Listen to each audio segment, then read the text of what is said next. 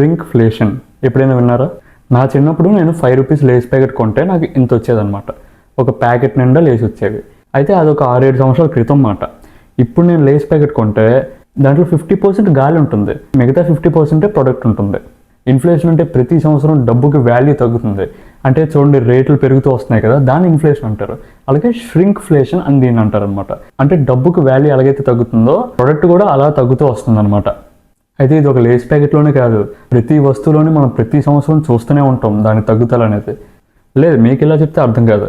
ఎలా అంటే ఇప్పుడు సినిమాకి వెళ్ళారు అనుకోండి, 145 రూపీస్ టికెట్ ఉంటుంది. ప్రభాస్ సినిమాకి వెళ్ళారు అనుకోండి, సినిమా 3 అవర్స్ అయితే మీకు ఇంటర్వ్యూల వరకు చూపించేసి బయట పంపించేస్తే ఎలా ఉంటుంది?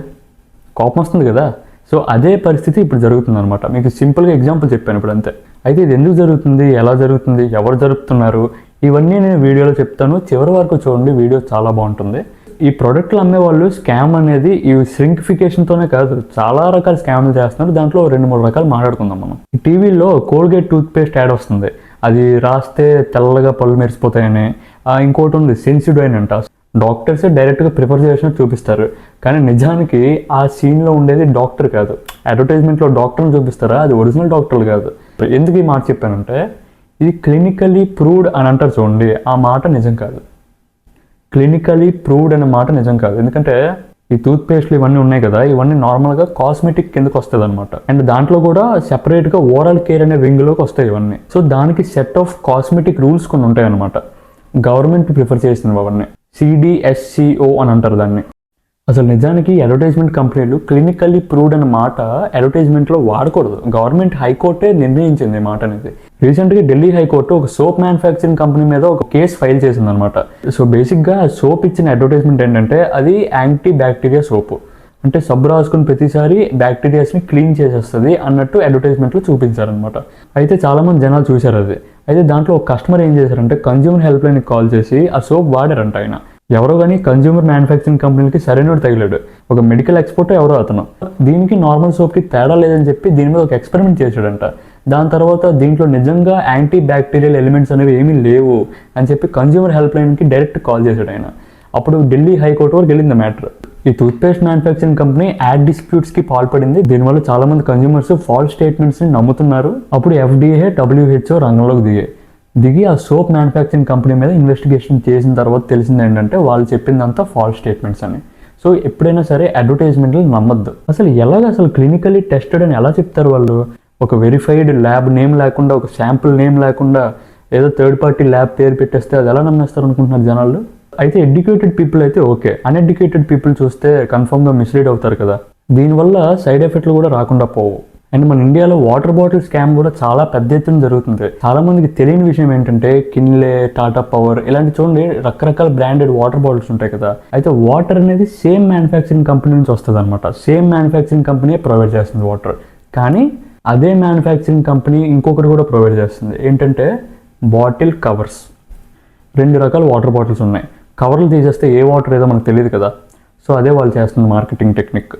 ఈ బాటిల్ అయితే లో మినరల్స్ ఉంటాయి, ఇదైతే హై మినరల్స్ ఉంటాయని చెప్పి ఇది 20 రూపీస్కి అమ్ముతుంది, 10 రూపీస్కి అమ్ముతుంది. ఎన్నో కోట్ల లాభం వస్తుంది దానివల్ల. జనాల్లోకి ఎలాగో ఒకలా తీసుకెళ్ళి కొనిపించాలి, మనం డబ్బు సంపాదించాలి. ఇదే రన్ అవుతుంది వాళ్ళ మైండ్లో. కానీ నిజాయితీ అనేది ఎక్కడ కనపడట్లేదు. అలాగే మనం డైలీ తెల్లవారు వెళ్ళి ప్యాకెట్ పాలు కొనుక్కుంటున్నాం కదా, ఆ ప్యాకెట్ పాలు కూడా లాస్ట్కి ఫ్రాడే. ఎలా అంటే పాలులో వాటర్ కలిపేస్తున్నారు. ఇది తెలియకుండా ఉండడానికి కొన్ని కెమికల్స్ కూడా కలుపుతున్నారు.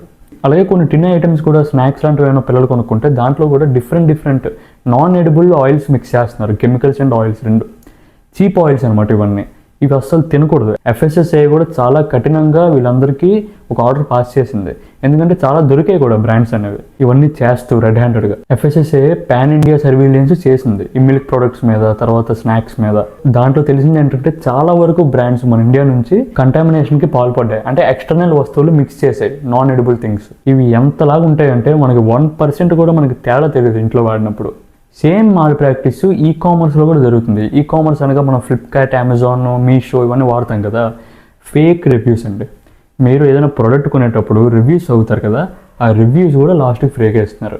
ఎంత ఫేక్ అంటే వాళ్ళే PR టీమ్ అని ఉంటుంది, పబ్లిక్ రియాక్షన్ టీమ్ అని. వాళ్ళందరూ కలిపి ప్రోడక్ట్ ఫొటోస్ పెట్టేస్తారు అనమాట. ఫొటోస్ పెట్టేసి చాలా మంచి ప్రోడక్ట్ ఇది అని చెప్పేసి ఇచ్చేస్తారు. అసలు అదే పని మీద ఉంటారు కొంతమంది అయితే. ఫ్రీలాన్సర్ని హైర్ చేసుకుంటారు, వాళ్ళకు 100-200 రివ్యూస్ ఇస్తే ఇంత డబ్బులు ఇస్తామని చెప్తారు. సో వాళ్ళు అవే రివ్యూస్ ఇస్తారు. దీనివల్ల బోల్డ్ ప్రొడక్ట్స్ అనేవి సేల్ అయిపోతున్నాయి మార్కెట్లో. అయితే కొంతమందికి ప్రోడక్ట్ అనేది ఫేక్ ప్రోడక్ట్ వస్తుంది అనమాట, ఒరిజినల్ రాదు. అయితే వాళ్ళు కనీసం చూడడానికైనా ఒకలా ఉంటాయి రెండు ప్రోడక్ట్స్ అనేవి. కొంతమందికి అయితే ప్రోడక్ట్ ఒకటి ఆర్డర్ పెడితే ఇంకోటి వస్తుంది, దానికి రిటర్న్ కూడా ఎవరు, మధ్యలో మీడియేటర్ కాల్ ఎత్తడు, కస్టమర్ కేర్ కాల్ ఎత్తడు. ఇలాంటి ఫేక్ వెబ్సైట్స్ కొన్ని ఉంటాయి అనమాట. ఒఫిషియల్ అమెజాన్, ఫ్లిప్కార్ట్లో కూడా జరుగుతున్నాయి కొన్ని ఇలాంటివి. అది కూడా ఏంటి, ఒకవేళ అమెజాన్ అనుకోండి, Amazon choice, best seller items, వాటిలో కూడా ఫ్రాడ్స్ జరుగుతున్నాయి. అన్నిటికంటే ఇంకో పెద్ద స్కామ్ ఏంటంటే, మీరు సపోజ్ ఒక కిరాణా షాప్కి వెళ్ళి ఏదైనా ఐటెం కొనుక్కున్నారని ఇంట్లోకి, అయితే ఎక్స్పైరీ డేట్ చూస్తారు చాలామంది. ఎక్స్పైరీ డేట్ కనబడకుండా అసలు కనబడదు. అంటే వాళ్ళే సగం ప్రింట్ చేసి వదిలేస్తారు. 2025 తెలియదు, 2026 తెలియదు, 2024 తెలియదు, అలా ఉంటుంది అనమాట. అది కానీ కొన్నారంటే అంతే సంగతులు. ఏమో వాడు షాప్ కీపర్కి ఏం తెలుసు, కొత్తదే అమ్మా అని అంటాడు. వాళ్ళు కొనేసాం అనుకో, తిన్నోళ్ళం మనం కదా, మనకి లోపల కడుపులు పాడవుతాయి. సో ఎక్స్పైరీ డేట్ కరెక్ట్గా చూడాలి. అయితే దాంట్లో మెయిన్లీ ఏంటంటే మీరు గుర్తుపెట్టుకోవాల్సింది, ఎక్స్పైరీ డేట్ ఒకటి, బెస్ట్ బిఫోర్ క్వాలిటీ అని రెండు ఉంటాయి. ఎక్స్పైరీ డేట్ అనేది కరెక్ట్గా ఉంటుంది, బెస్ట్ బిఫోర్ క్వాలిటీ అనేది ఉంటుంది చూడండి, ఇది కొంచెం కన్ఫ్యూజింగ్ అనమాట. ఇది వాళ్ళు మెయిన్గా ప్లే చేసే మ్యానిపులేటివ్ ట్రిక్.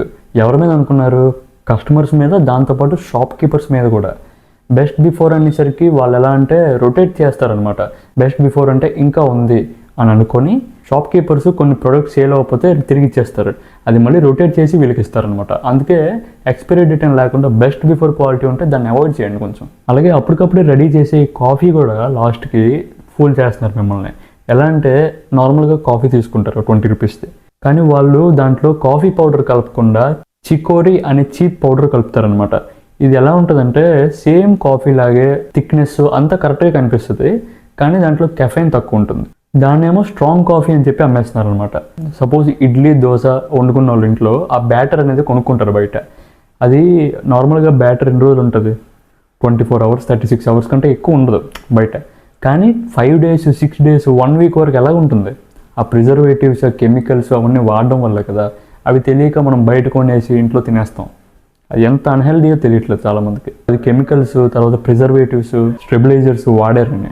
అయితే ఇది ఒకటే కాదు, ఎక్కువ రోజులు ఏ ప్రోడక్ట్ అయితే నిలబడుతుందో అది కన్ఫామ్గా ప్రిజర్వ్డ్ లేకపోతే కెమికలీ సపోర్టెడ్.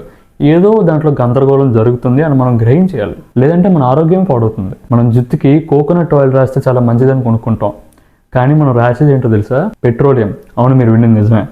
చాలామంది కంపెనీ వాళ్ళు ఏం చేస్తున్నారంటే ప్యూర్ కోకోనట్ ఆయిల్ని తీసుకెళ్ళి 20% పెడుతున్నారు అనమాట.